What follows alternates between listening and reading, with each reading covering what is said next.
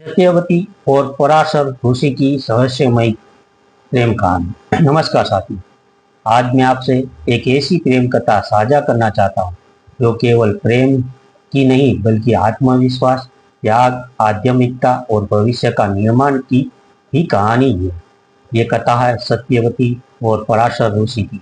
एक मछुआरे की बेटी और एक महान तपस्वी की ये अनोखी मुलाकात न केवल महाभारत की नींव बनी बल्कि हमें यह भी सिखाती है कि हर व्यक्ति के भीतर ब्रह्मांड को बदलने की शक्ति छुपी होती है। कथा की शुरुआत भगवत सत्यवती का एक सामान्य मछुआरे की बेटी थी। वे नाव चलाती थी और नदी पार कराने का कार्य करती थी, लेकिन उनकी पहचान सिर्फ एक मल्लाह की बेटी के रूप में नहीं बल्कि एक आत्मनिर्भर, स्वाभिमान और समझदारी के रूप में होती है। ऋषि पराशर, जो दिव्य ज्ञान और तपस्या के लिए प्रसिद्ध है, एक दिन सत्यवती की नाव में यात्रा कर रहे थे। यात्रा के दौरान उन्होंने सत्यवती की सुंदरता, शील और आत्मबल को देखा और उन पर मोहित हो गए। यहाँ से जो घटना घटती वह आज भी लोगों की चौंकाती है और सोचने पर मजबूर करती है।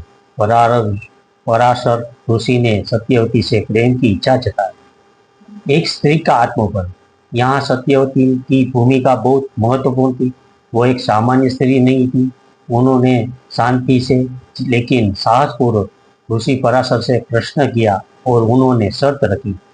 उनकी मर्यादा बनी रहे, समाज उन्हें दोष न दे, उनकी कौमार्य बनी रहे ताकि विवाह के समय उन्हें अपवित्र न समझा जाए, उसे संतान को कोई पहचान मिले जो कोई योग से जन्म ले।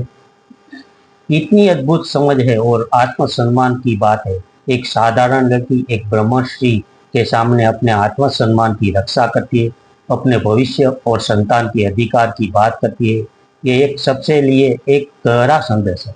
परिस्थिति कैसी भी हो, स्वाभिमान और बुद्धिमत्ता से कम लो। ऋषि पराशर का उत्तरदायित्व। ऋषि पराशर ने उनकी सभी शर्तें स्वीकार की। उन्होंने नदी के बीच एक द्वीप बनाया जहाँ न कोई देख सके न कोई बाधा उत्पन्न हो। उन्होंने सत्यवती को एक दिव्य वरदान दिया, उनकी कौमार्य सुरक्षित रहे, काया से सुगंधित यौवन की प्राप्ति हो और जन्म लेने वाला बालक महान ऋषि बनेगा। और वही जन्म हुआ वेद व्यास का, जिन्होंने केवल महाभारत जैसे महान ग्रंथ की रचना की बल्कि वेदों का संकलन और पुराणों की स्थापना भी की। आज जो भी हिंदू संस्कृति के ग्रंथ है उनमें से सबसे बड़ा योगदान वेद व्यास का है और वे सत्यवती के पुत्र थे। प्रेरणा क्या है? अब आप सोचिए, एक साधारण स्त्री जो नाव चलाती थी, अपने आत्मबल, धैर्य और बुद्धिमत्ता के कारण पूरे ब्रह्मांड को भविष्य की जननी बनी। सत्यवती की यह कहानी हमें यह सिखाती है कि आपका वर्तमान चाहे जितना भी सामान्य हो, आपका आत्मबल आपको असाधारण बना सकता है। हर स्त्री के भीतर शक्ति, विवेक और निर्णय क्षमता होती है, उसे बस पहचानने की आवश्यकता है। समझदारी और स्वाभिमान के साथ रखी गई शर्तें सम्मानजनक संबंधों की नींव रखती है। आपका ये निर्णय आने वाली पीढ़ियों का भविष्य तक तय कर सकता है। ये केवल एक प्रेम कथा नहीं है, ये एक स्त्री की आंतरिक शक्ति, एक ऋषि का दूरदर्शिता और एक संत की महानता की कहानी है। आज जब हम अपने जीवन में संघर्षों से गुजरते हैं तो हमें सत्यवती की तरह सोचने की जरूरत है, दृढ़, स्पष्ट और सम्मानजनक। सरस्वती और पराशर की यह रहस्यमय कथा हमें सिखाती है कि इतिहास उन्हीं का होता है जो साहस और समझदारी से मिली रहते।